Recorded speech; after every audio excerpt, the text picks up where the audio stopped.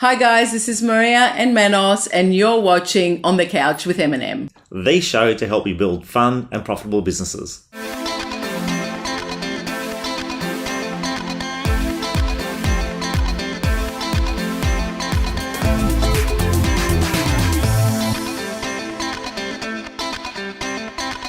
Hi guys, and welcome back to another episode of On the Couch with M&M. Today we've got two special guests with us. And we're going to be talking all things accountant. Welcome to the show, Vanessa and Stacey from Miranda's Professional Services. Thank you. Thanks. And a great friend. And very good friends, yes, absolutely. Yeah. Especially Vanessa, we've known each other for a long time now. Very long time. We've been in business together for quite a few years too. Yeah. So Thank you. It's good to have you guys. So good to It's have been you. a wonderful journey. Yes. And today's topic is going to be probably one of my favourite ones because we are going to talk about a little bit about numbers.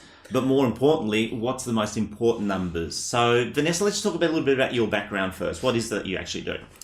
So I'm an accountant. I've been an accountant for way too many years, probably over 20-something by now. So it's all I've ever really done. Swayed a bit for a while, but always come back to the passion of accounting and tax. I love it too. Numbers is my thing as well. But I think probably what I love most is helping small businesses. Yeah. And I think being one myself, actually I think this month it's been 18 years that I've run my own business. So when you've run it from something small to something big and then scaled it down, it's nice to be able to see all the challenges, not just the number challenges. Yeah. And when you talk to business owners, you can actually relate. Correct. Yeah. Correct. And have a bit of empathy as well, because you've been there, done that, and you know what it's like. And I think also because it's a small public practice accounting firm, you see bits of everything. Yeah. So from plumbers to, franchises to real estate agents to everything I've seen. So it's great. Yeah. I love it. Your Love my job. experience and what you can give back will be massive. So tell us a bit about what you do. How long have you been with Vanessa and what do you do in the office? So I've been with Vanessa for 9 years now, and I've always worked really closely alongside Vanessa. Yeah. Vanessa's basically groomed me from when I was young, and we've worked alongside each other with all our business clients and building the business.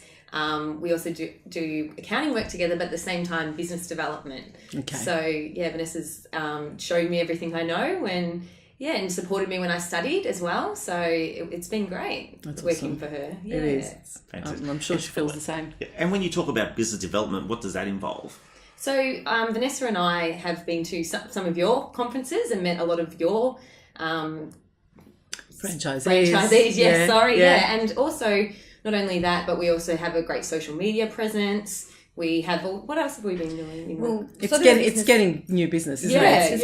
It's networking, meeting people. Networking. And being able to connect with people. And connect, being able to sit with someone and know what their business is like. And I think Stacey, as well as I, have that interest in people. Yeah. And when you've got that interest in a person, you can understand where they're going and then you can help them. Yeah, that's right. right. If you don't have that understanding of where they want to go, you can't really help them until you've connected with them. Yeah. It's all businesses. It is. So the fundamentals of business is exactly that. people. It's the same. Yeah. So whether we're a real estate office or whether we're an accountancy practice, at the end of the day, it's building those relationships and seeing where we can help people. And also the trust, I think. And that's something that I've definitely learnt with working with Vanessa is once you build that trust with your client, you can then assist them with anything in their business, but also you then build lifelong friendships with your clients. And I think that's one of the key things at Miranda's is our clients are actually our friends. We actually get on really well with them. We know a lot about their lives when they're having a child, when they're, doing something exciting, buying a house, doing anything in their life. They feel the need to call like Vanessa and myself and tell us. And I think that's something that makes us slightly different to other accounting firms is that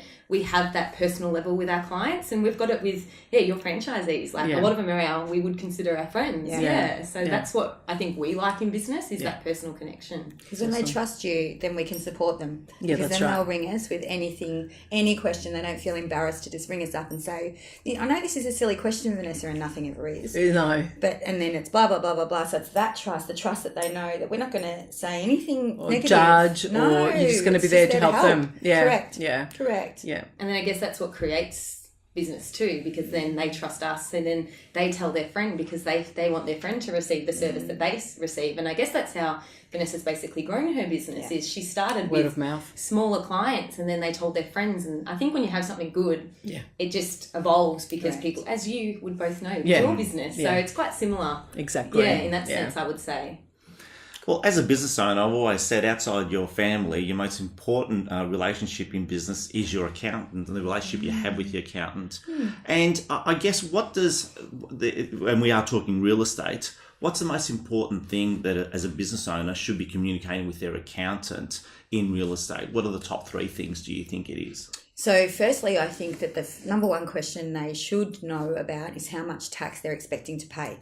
Because if they know that they're making a great amount of profit and life is going great for them, they should second know that then they're going to have to pay tax. So I would hope the first thing a real estate agent business would be talking to me about is tax. How much? When is it due? How can I reduce it? Those are the 3 main questions that they should be asking me. And if they don't ask me, then I bring it up anyway so that we can talk about it. Yeah. I think the second biggest thing in real estate agent businesses are that a lot of people make a lot of great money. And obviously, once you've made the sale, the money doesn't come through for a little while. And then often I really hope that most businesses haven't spent it before it comes through, and then it comes through, and then they've got to repay whatever it is that they've spent, and there's nothing left for tax. So all of a sudden there's a huge cash flow issue. So particularly in business, I think when you've just started out, which a lot of your franchises have, that first year, and they don't have to pay tax in advance because the tax office says, no, you don't have to, let's just see how you go. And once we know how you're going, then we'll get you to pay tax in advance. So that first year you're almost tax-free, you haven't had to pay anything. Then you do your tax, then you've got to lodge your GST with all of a sudden a tax in advance payment as well. And a lot of businesses who haven't been proactive in sitting with their accountant and saying what's going to happen are hit with this huge bill that they've got no money to pay with. They have to go on a payment plan, plus keep up with all of their instalments every quarter. And you're behind. And you're totally behind. From the beginning. And then it creates worry, and it sits as a burden on their shoulders, and we find that people will then not deal with it. They just don't ring me. They don't email me. They just get all of these things and go, one day I'll deal with it. And that's the cycle of I'm going to go really drowning. Yeah. So that's why you need a good accountant. So what is that sorry, go on. No, big difference between profit and cash flow. Yes. Huge. And it's something you've got to plan for. You've got to plan for it. Plan to make money. Plan to pay tax. So when someone comes to you as a client, first up, is there a way to be more proactive in regards to that? Like, is there a system or something that you do to make sure that you educate them and you're proactive rather than reactive? And so we can give all this information, which is great. And we give handouts and we do email bursts and blah, blah, blah, blah, blah. A big part of my business is around March, which is the key time to plan for the 30th of June. We send everybody an invite to come and see me. And I wish that I could make it mandatory for everybody to come and see me, every business. Because what a great time to come in, to look at 9 months of trading and go, oh, gee, I'm going to pay a lot of tax. So let's do this, and this before June.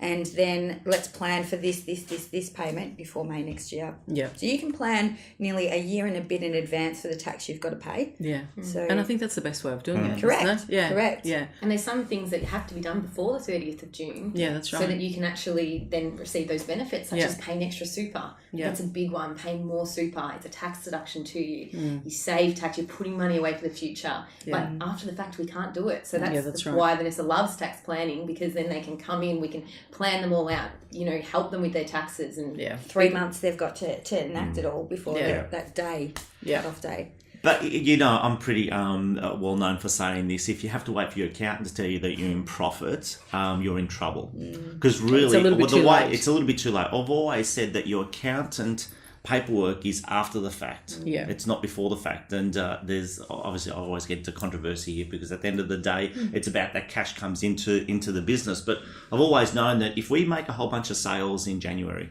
say the office writes $200,000, you're not going to see that money until, late February, March, and sometimes into April. But you need to know in January when you write $200,000, did you actually make a profit? If you were to settle all those sales and bring them forward, were you in the positive, were you in the black, or were you in the red?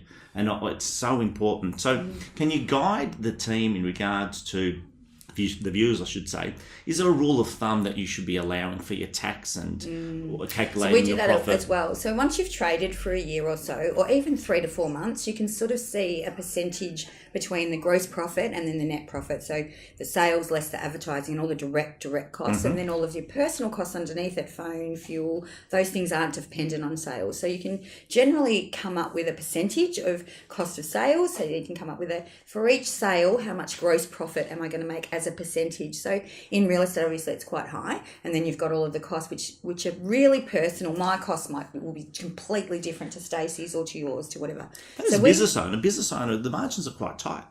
As an individual sales agent, the gross profit is large.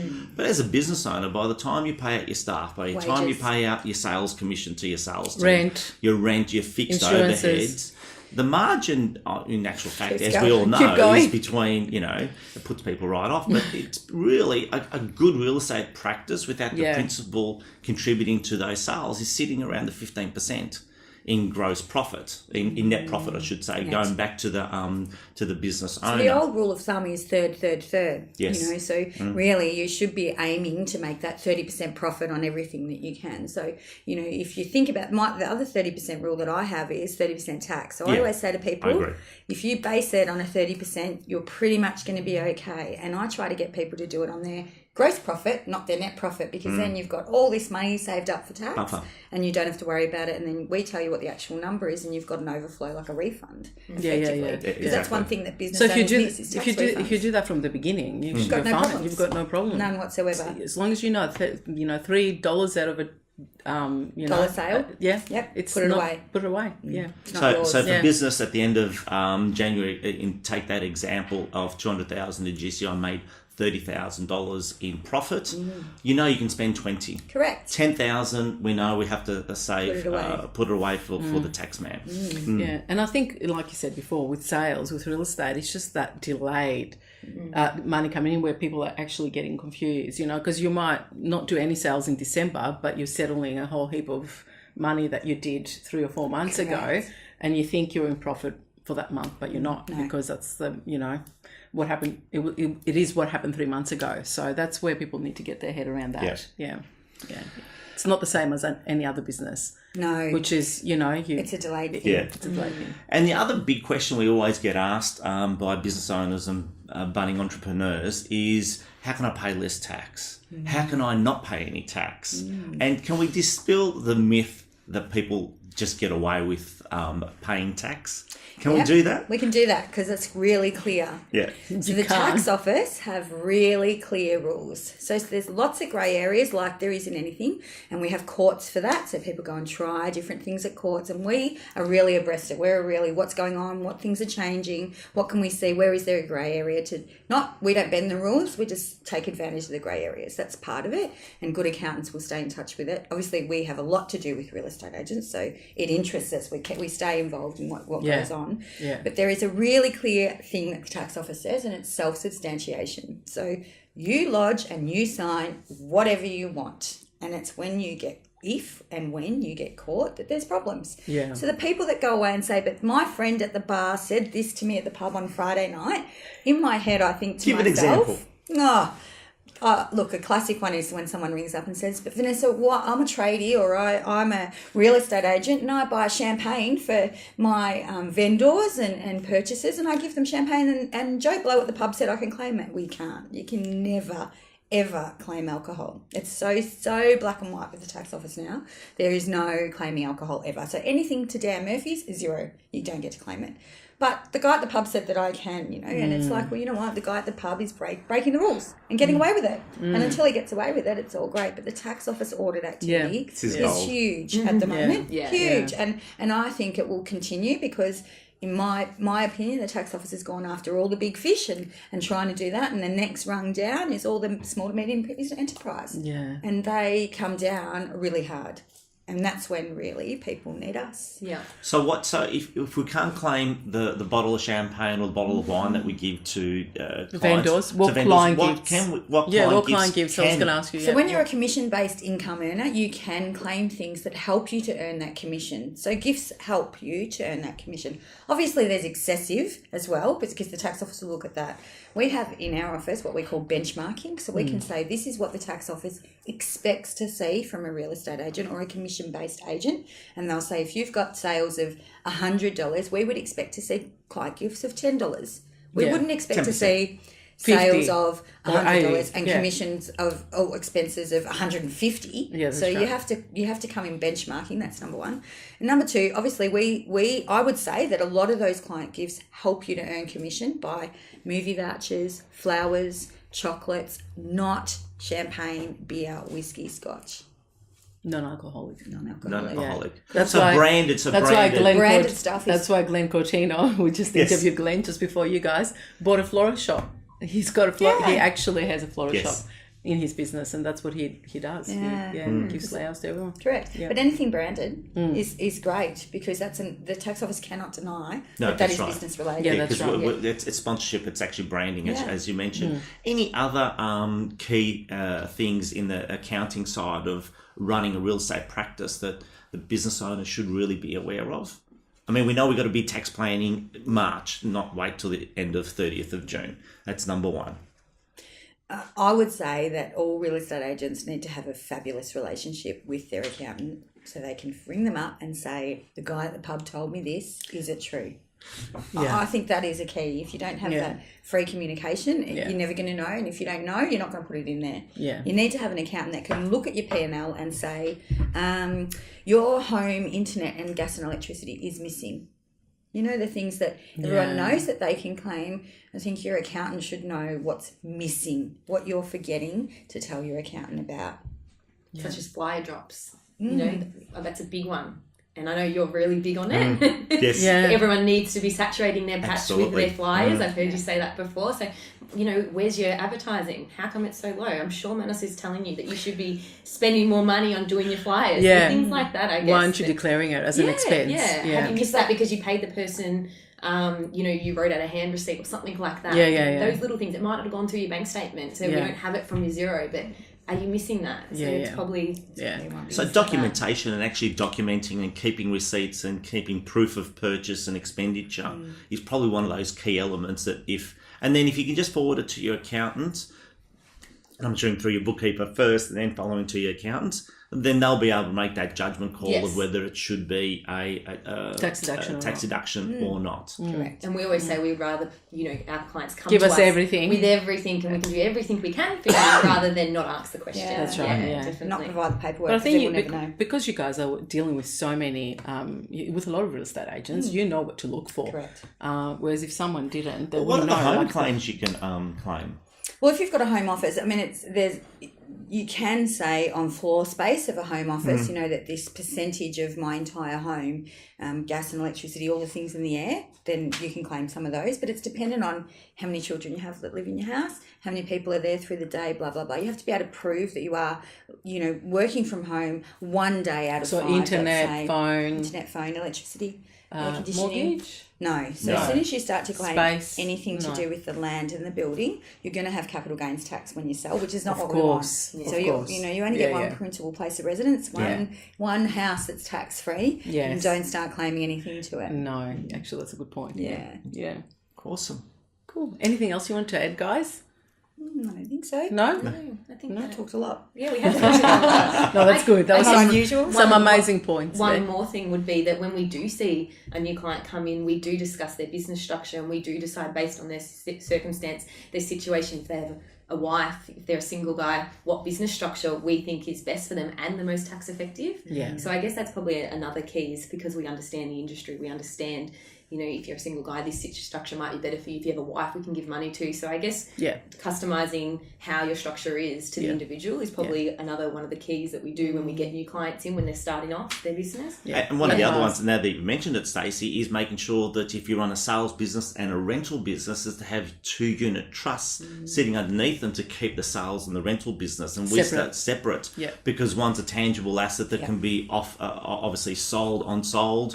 And there's huge benefits in doing that, bringing in partners to the business, and it keeps it nice and clean. So so business structuring is huge, and that's something that we definitely do with our new clients. And we like to be proactive with it, because sometimes once you've set something up, to then go and try and change it can be such a headache. It's better that if people come and see us before they actually set it up, we can help them out first and say, what about this, what about this, what about this, before they just jump in. So we're looking at the whole picture holistically and, all the way down to the tax side of things. So that's one of our big service that we do give is business structure advice, and we actually do set them up for our clients at our office. Awesome. That's awesome. Thank you, ladies. Thank you so much for joining us. And we'll leave your you. details below in the comments field Yeah. if anyone needs to be in touch with you. And this Sam will episode organise is that. probably going to come out in perfect timing, just probably at the end of March. Yeah, great time to call us up. Perfect Tax time planning. to obviously, if you don't have your own accountant, by all means, give Vanessa and We'll put Stacey Vanessa's details down. Thanks for joining us, guys. Joining us. Thanks Thank so you, much. ladies. See you later. Bye.